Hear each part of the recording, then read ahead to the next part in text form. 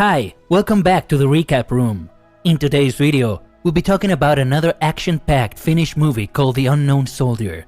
Be warned though, this video contains spoilers. The movie set in June 1941. Finnish soldiers are ordered by Captain Karna to return to the barracks and start packing as they prepare for the advances by the Soviet Union. Later that evening, all the soldiers line up and sing their national anthem before they are told to get on trucks as they are leaving the base. President Ryti announces that they are being attacked by the Soviet Union. A few days later, in northern Karelia, soldiers are woken up as explosions are heard in the distance.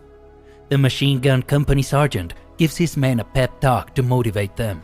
That night, as the soldiers advance towards the front lines, Karelian tells his men to move forward toward the Russian who are ruthlessly attacking them. The men crawl forward but are unable to move further due to the heavy firing. An older officer shows up and tells Karelian to not be scared.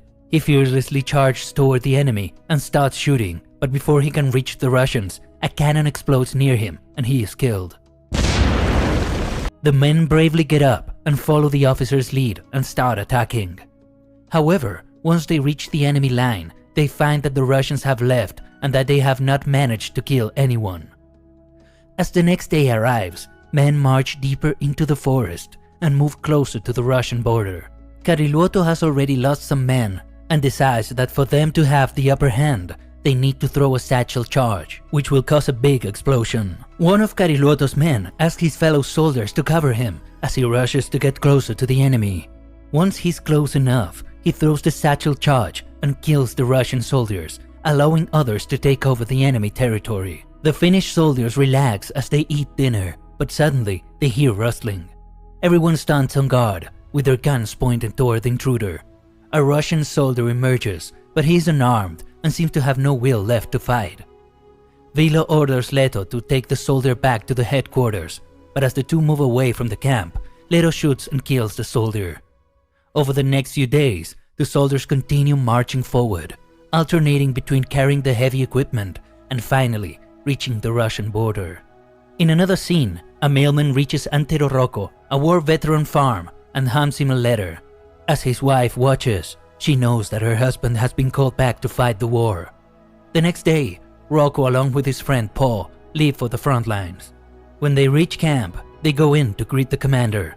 Rocco is told that as a soldier, he should talk more formally. Rocco worries that if the rest of the soldiers are like the commander, they might not get along. But despite his initial worries, he gets along with the rest of the platoon. That day, they prepare to attack the Russians on the other side of the lake. As explosions start, the soldiers take motorboats to reach the other end. As the most experienced soldier, Rocco takes charge and tells the soldiers to rush forward. He instructs Karelian to throw grenades as he shoots Russians dead one by one and successfully takes over their trenches. The infantry again marches forward without encountering any Russians and manages to reach deeper into Russian territory. As night approaches again, the men hide in trenches, and Leto volunteers to scout the area, but he's met with heavy firing and is shot. The rest of the men, hearing the loud gunfire, retreat, leaving an injured Leto behind, who later bleeds out and dies. Meanwhile, other soldiers attack the Russian tanks but are unable to blow them. Heitanen, a Finnish soldier, throws a bomb underneath the tank, but it does not blow off.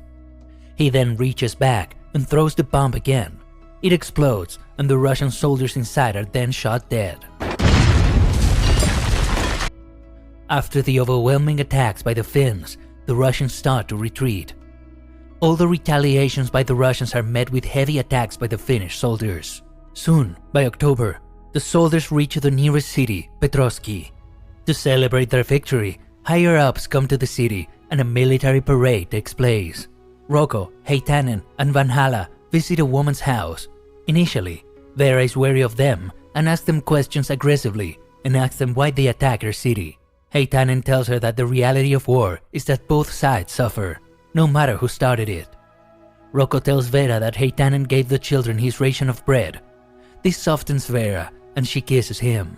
That night, Heitanen returns to Vera's house and sleeps with her. In the morning, the soldiers are told that with the war intensifying, they need to gear up so they can leave for Sir to stop any Russian soldiers from being able to move forward. Rocco and the other soldiers continue patrolling, while they witness two members of another battalion being sentenced to death for refusing to follow the orders of their superiors. The commander announces that they were given the death penalty so that their subordinates know what happens when orders by superiors are not followed. The next few days pass as the soldiers continue patrolling. One morning, soldiers notice movement in the woods and start firing as the enemy fires cannons. As the attack gets tougher to deal with, the Finnish soldiers start retreating. Latinen stays back even when his subordinates leave. As he starts to leave as well, he's shot and dies.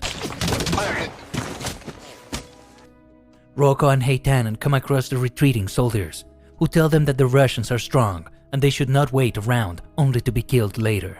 Rocco tells everyone to continue patrolling and wait the Russians there. Once night falls, Rocco is suspicious of the lack of activity by the Russians and takes another soldier with him to scout the area. As he suspected, the Russians are moving from the left flank, making their way towards Rocco's platoon. He asks the soldier to follow him behind a mound of snow and tells him to start loading the machine gun and not to stop until every last Russian soldier is killed. He assures the soldier that it's normal to feel nervous and scared in a situation like this and asks him to focus on the ammo and hum a tune in his head to distract himself. Rocco gets in position and starts shooting the officers in the front first before aiming for the rest of the soldiers behind them. He manages to kill a large number before a bullet grazes him and he falls. The soldier with him begins to leave, but Rocco gets up and tells him to continue loading the machine gun. Yet again, Rocco kills the remaining Russian soldiers. In the morning, Rocco and the rest of the soldiers go down to inspect the battlefield that is now filled with dead bodies. Indifferent to the dead bodies, the soldiers begin to collect shoes and artillery from them. Rocco is granted a week off for his heroic efforts and he goes home to visit his wife and children back in Isthmus. In June 1942, Hitler visits Finland to meet with the Marshal of Finland to congratulate him on their victories against the Russians. The soldiers celebrate by drinking alcohol. As they get drunker, they begin to dance and sing loudly. Vilo gets drunk and makes his way towards the officer's quarter and begins to make trouble when he hits one of the officers. For the next few days, the soldiers spend their time in the dugout while keeping watch from the trenches. New replacements are brought in for the soldiers who lost their lives. One of the replacements is a teenage boy. He's told by the soldiers they are not formal with each other. Rocco offers to show him the ropes and takes him to the trenches. He tells the boy to not get distracted while on patrol duty and to never keep his head out of the trench. He then tells the boy to pull strings in case of an emergency that will ring an alarm, alerting all the soldiers that something is wrong. The next morning, soldiers in the dugout hear the alarm bells ringing and rush outside. They see that the teenage boy had been shot and killed. Winter approaches again, and the soldiers sing Christmas tunes to cheer themselves up. Back in Isthmus, Rocco's wife and children hum the same tunes. The next day, Rocco is on guard duty. A superior approaches him and he is disrespectful towards him, causing the superior to task him with a useless task. Rocco gets mad and shouts at him that he is there to fight and not to play, and does not care if he gets court-martialed. That night, as Rocco keeps a lookout, he's attacked by Russian soldiers. Rocco kills them and captures one alive and takes him back to the officer's stand. The major warns Rocco that if he disrespects him again, it will not be tolerated. Due to Rocco capturing one of the Russian captains, he's granted a 40-day leave. He goes back to the farm and helps his wife with harvesting and their new baby. Once his leave is over, he senses that the soldiers' morale is low. Paul comes up to Rocco and tells him that they are losing the war and everything will be taken away from them. By June of 1944, the Russians gain back their control and the Finnish soldiers are forced to retreat to the old border. As news of the Russian advancement begins to spread, Rocco's family packs up the farm and leaves. Meanwhile, Kariluoto goes on leave and gets married, but a few days later, he's called back to the front lines. When he returns, he notices the tense atmosphere and the low spirits of soldiers who know that they are going to lose the war. The soldiers decide to dig foxholes and hide in them to protect themselves from the blasts. As the Russians start attacking again, all the soldiers hide in their foxholes, but Heitanen goes out to help a subordinate get to his foxhole. All of a sudden, there is an explosion near them and Heitanen's eyes get burned and he loses eyesight. Rocco patches him up and he is taken away in an ambulance. As the ambulance leaves, it is attacked and it catches fire. Heitanen manages to get out of the ambulance but is soon shot dead. Back at the front lines, Kariluoto is given instructions to hold ground no matter what.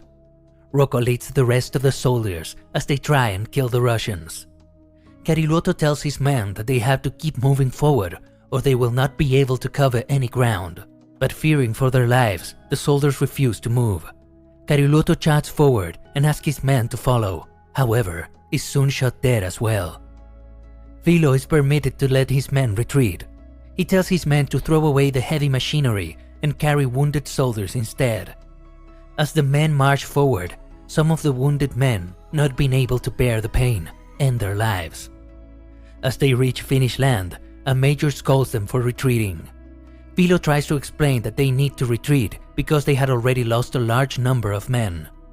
Before the major can argue, the Russian tank attacks and kills him. Vilo goes and throws a satchel charge under the tank, but it's too close to the explosion and he ends up dying as well. Men continue falling back and Rocco orders the soldiers to cross the river and get to safety while he and Pa cover them. Once all the soldiers are out of the river, Rocco and Pa begin to cross it as well, but Pa is shot. Rocco carries him on his shoulder and makes it across the river despite getting shot. Once out of the river, Rocco bleeds out and dies. The rest of the soldiers continue hiding until the 4th of September 1944, when the government of Finland surrendered. And that was it for the recap, guys. Make sure to like and subscribe. Don't forget to hit the notification bell as well so that you don't miss any of our uploads. Thank you for watching.